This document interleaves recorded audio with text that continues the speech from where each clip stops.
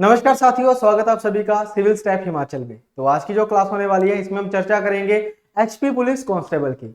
अब इसकी चर्चा हमने करने क्यों है, इसके पीछे का रीजन भी समझिएगा कि लास्ट दिसंबर को एचपी एसएससी को सस्पेंड कर दिया गया था क्योंकि उसके ऊपर काफी एलिगेशन लगे थे पेपर लीक के रिगार्डिंग। तो अब एचपी एसएससी को रिप्लेस किया गया है एचपी आरसीए के साथ, यानी कि हिमाचल प्रदेश राज्य चयन आयोग। अब ये वो सभी एग्जाम कंडक्ट करेगा जो पहले एचपी एसएससी करता था, यानी कि जितने भी पेंडिंग एग्जाम है, चाहे वो जेओआईटी का पेपर है, चाहे वो सब इंस्पेक्टर का पेपर है, चाहे और क्लरिकल लेवल के जितने भी पेपर हैं, उन सबको कंडक्ट कौन करेगा? एचपीआरसीए करेगा। तो उसी के बीच एक एग्जाम और है जो कि एचपी पुलिस कांस्टेबल का है, जिसका नोटिस आज से 3 महीने पहले भी आया था कि इसमें लगभग 300 के अराउंड वैकेंसीज थी, जिसमें मेल और फीमेल दोनों कैंडिडेट्स के लिए वैकेंसीज थी। तो अब आशा है कि आने वाले समय में मतलब फरवरी मार्च के बीच बीच जो पिछले पेपर हैं वो सारे कंडक्ट कर लिए जाएंगे और जो नई वैकेंसीज हैं उनका भी रिक्रूटमेंट प्रोसेस जो है वो शुरू कर दिया जाएगा। तो एचपी पुलिस कांस्टेबल उनमें से एक है। तो आज की इस क्लास में हम यही डिस्कस करेंगे कि एचपी पुलिस कांस्टेबल की वैकेंसी को फिल करने के लिए आपकी क्वालिफिकेशन क्या होनी चाहिए, एजुकेशनल क्वालिफिकेशन क्या होनी चाहिए, फिजिकल स्टैंडर्ड्स क्या होने चाहिए, एग्जाम किस तरीके से कंडक्ट होगा और आपको किस तरीके से तैयारी करनी है, ये सारा डिस्कस करेंगे आज के इस वीडियो में। तो चलिए दोस्तों शुरू करते हैं। सबसे पहले अगर मैं बात करूं एलिजिबिलिटी स्टैंडर्ड्स की, तो यहाँ पे क्लियरली लिखा हुआ है कि सबसे पहले तो age limit 18 to 25 general category के लिए और ईडब्ल्यूएस कैटेगरी के लिए। उसके बाद एससी एसटी के लिए है 18 to 27 और ओबीसी के लिए भी है 18 to 27। एज लिमिट के लिए देखो बिल्कुल आपने कोई भी आपको डाउट नहीं होना चाहिए। 18 to 27 किसके लिए है? ओबीसी, एससी और एसटी के लिए, और जनरल और ईडब्ल्यूएस के लिए 18 to 25 है। इसके अलावा एजुकेशनल क्वालिफिकेशन क्या है? 10+2। ये भी ध्यान रखना है, अगर आपने 10+2 करी है तभी आप एलिजिबल हो इस पर्टिकुलर एग्जाम के लिए। 10th वाला एलिजिबल नहीं होगा, ठीक है। हाइट की बात करें तो हाइट भी देख लीजिए 5 feet 6 inch general category, EWS category और ओबीसी कैटेगरी के लिए।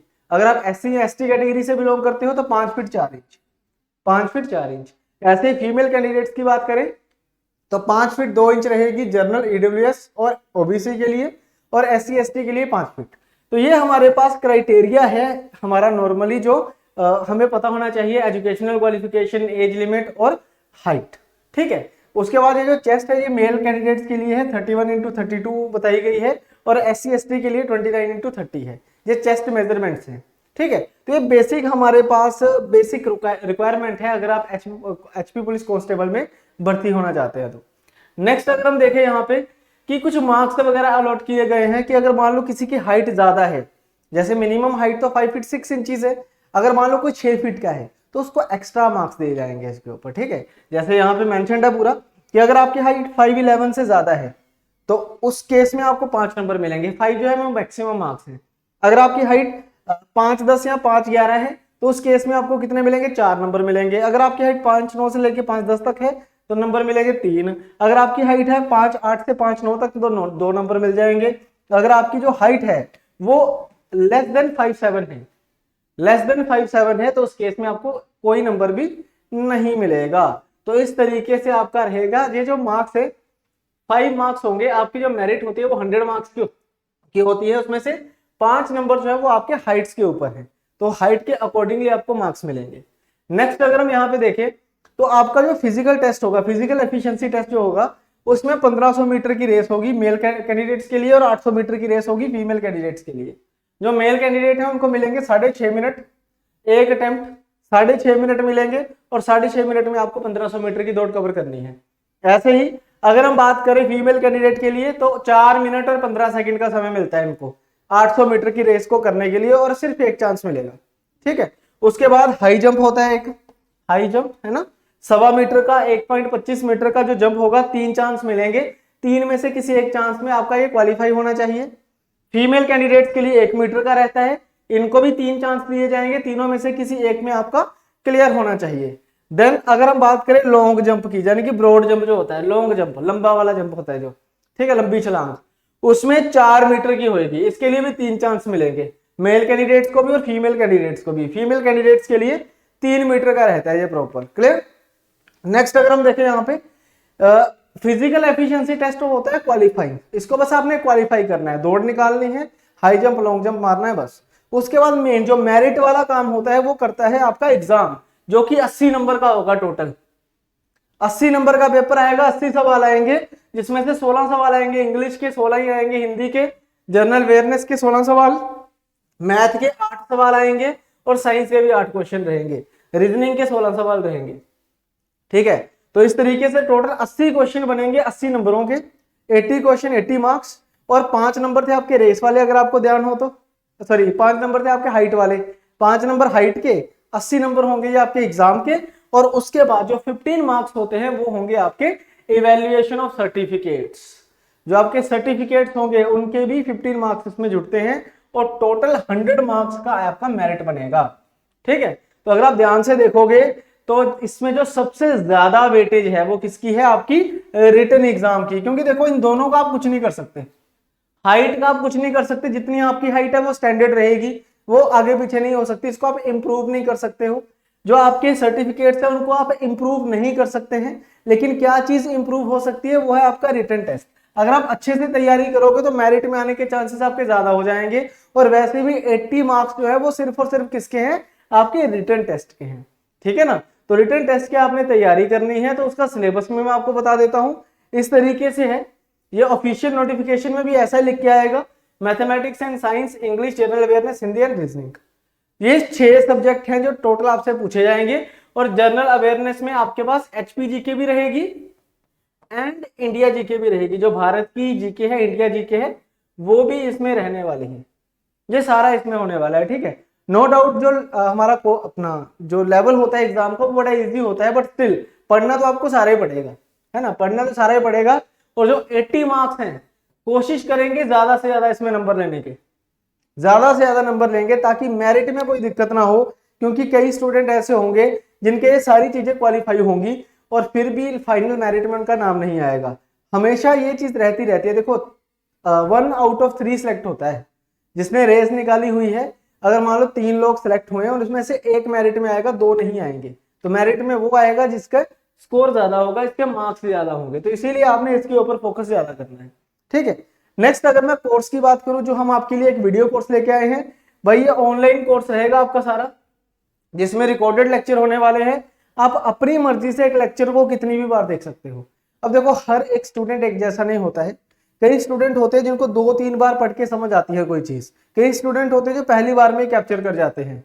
तो कोई दिक्कत नहीं है, आप एक वीडियो को कितनी भी बार देख सकते हो, कहीं भी देख सकते हो, घर पे देखो, कहीं बाहर गए हो वहां भी देख सकते हो, मोबाइल से भी देख सकते हो, लैपटॉप से भी देख सकते हो, कोई इसमें आपको कोई भी बैरियर नहीं है। आपके पास आपका मोबाइल है तो इसका मतलब आपकी क्लास आपकी जेब में ही है। कभी भी मोबाइल निकाला, अगर आपको लगता है कि 20-25 मिनट हैं तो देख लिया एक लेक्चर आपने, है ना, जीएस के लेक्चर देख लिया, एक आधा इंग्लिश का देख लिया, हिंदी का देख लिया, मैथ का देख लिया, आपकी मर्जी है। जब जब जो मर्जी देखो, जितनी मर्जी बार देखो, ऐसा नहीं है कि 2 बार लेक्चर देखा लेक्चर बंद हो जाएगा, ऐसा कुछ नहीं है। कभी भी कहीं भी आप ये लेक्चर को देख सकते हो। हिंदी और इंग्लिश दोनों मीडियम में अवेलेबल रहेगा। जो हमारे हिंदी मीडियम के भाई बहन हैं वो भी इस पर्टिकुलर कोर्स को एक्सेस कर सकते हैं। आपको हिंदी और इंग्लिश दोनों माध्यम में ये चीजें अवेलेबल रहेंगी।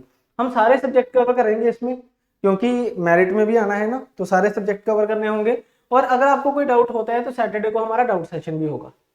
ठीक है, आपका एक अलग से टेलीग्राम पे ग्रुप बन जाएगा, आप उस ग्रुप को ज्वाइन कर लेना।